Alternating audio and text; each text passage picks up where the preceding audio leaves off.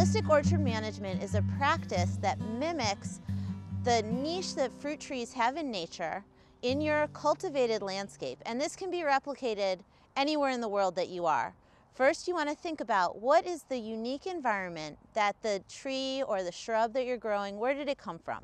I think it's really interesting to look at like the preferred habitat and where plants originated, so we can think about what is that like where in that sort of condition and how we can mimic that best.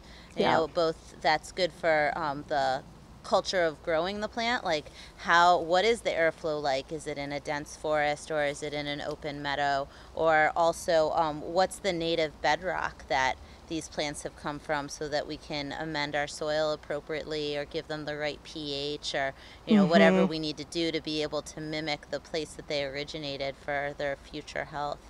Once you research the preferred habitat of a plant, you can also discover what associates it had in its native environment, and then look for either those associates or similar associates in creating the companion plants that will help support your fruit trees.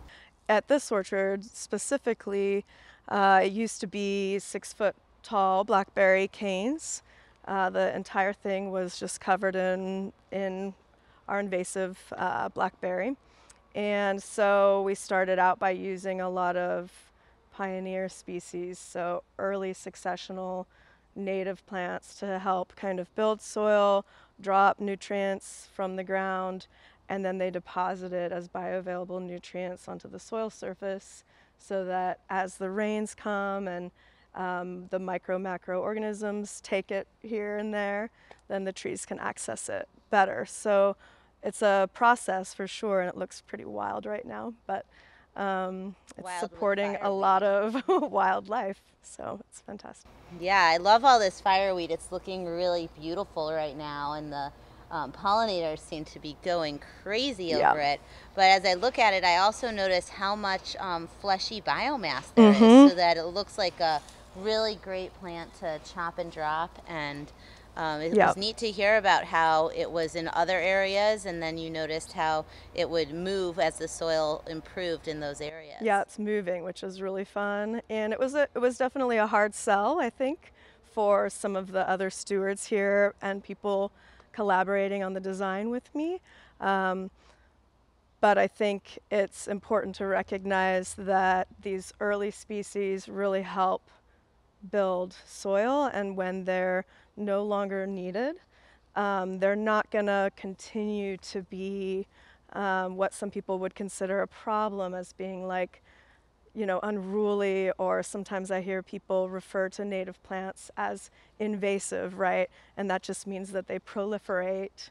But knowing that the fireweed is here for the land and for the creatures until it's the succession, the ecological succession has kind of moved down the path a little bit more, and then it kind of is not in those areas now. Yeah. Most of our fruit-producing plants came from a forest edge ecotone. That means that they get partial sunlight, that they're also getting qualities of being on the edge of a forest, where they're getting lots of organic material deposited through leaves, and there's healthy animal relationships as wildlife comes through and helps with cycling fertility. There's healthy microbes that live on the leaves of the trees that then fall in that system, and that encourages good, healthy microbial relationships in that native forest system. So when we're doing an intentional food forest, we want to mimic the things that we see in the natural ecosystem with ways that we can practice bringing that into our home and our cultivated system.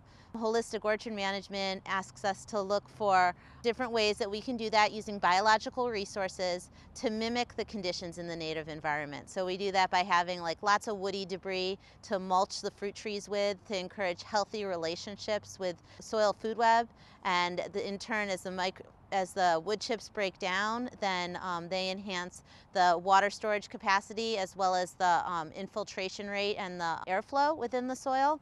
And that really helps prevent fungal disease. We've got wildlife and animals that are coming from various areas and distributing their feces and interacting with the shrubs. Maybe they're eating the berries, maybe they're depositing poop, maybe they're just nesting in the branches. So it's good to invite in other species to be able to provide beneficial functions in your orchard and to maximize relationships. All of the species that might be involved in your orchard have something to share. What are the inherent food chains in the environment, and what benefits do these animals bring into our system?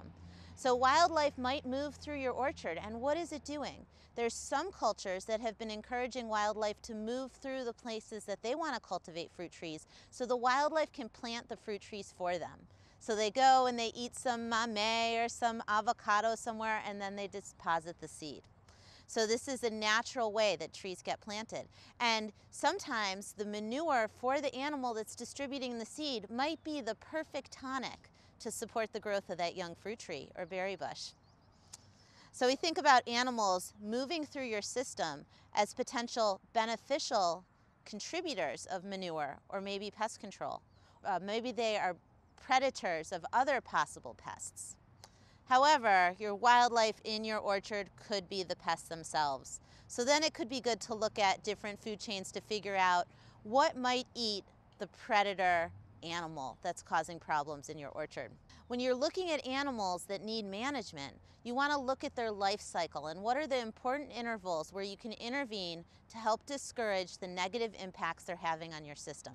It's a skill to learn to do holistic orchard care, so that includes not only the spray, but proper pruning, cultivating a fungal dominant soil with this ramial mulch, this really woody and carbon rich mulch, and watering, proper watering, all of those things go into it.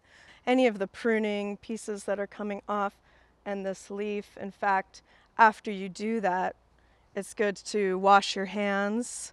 Any tools that you're using, you can use the rubbing alcohol and water, just hot soapy water, something to get it off of your hands and get that material away from the trees. Sometimes we might not get to it, right? And then the leaves already fall to the ground.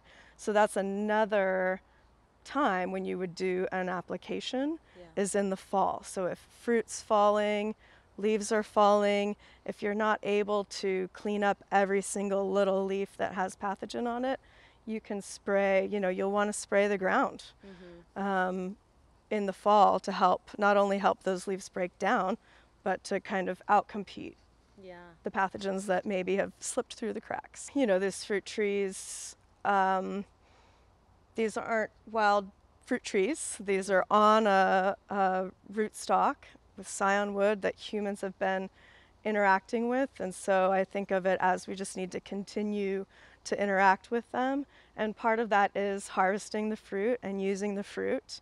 And if there is fallen fruit, getting that off site is beneficial because the rotting fruit can kind of grow pathogens just on its own down there that's been exposed to the soil, and then just really then it wafts onto the branches, the lower branches, and then pretty soon it's throughout the trees. So it's really great to ideally harvest and use your fruit, but if stuff slips by, clean up. And whenever you're watching something on YouTube or learning about something online, it's so important to think about what bioregion is this information for.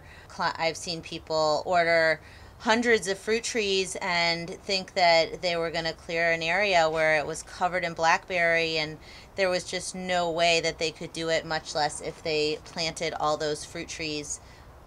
They wouldn't have the airflow that's necessary in this climate. And as soon as I hear these things from people like that, I'm like, okay, you watched a tropical video, or you watched a video that's absolutely not from our climate, and that's a shame that those fruit trees are already on their way. Yeah, and a lot of times the spacing is based on, production agricultural models, right? So it's not based on necessarily a permaculture model or a food forest type model where you want to give them a little bit more space. Yeah.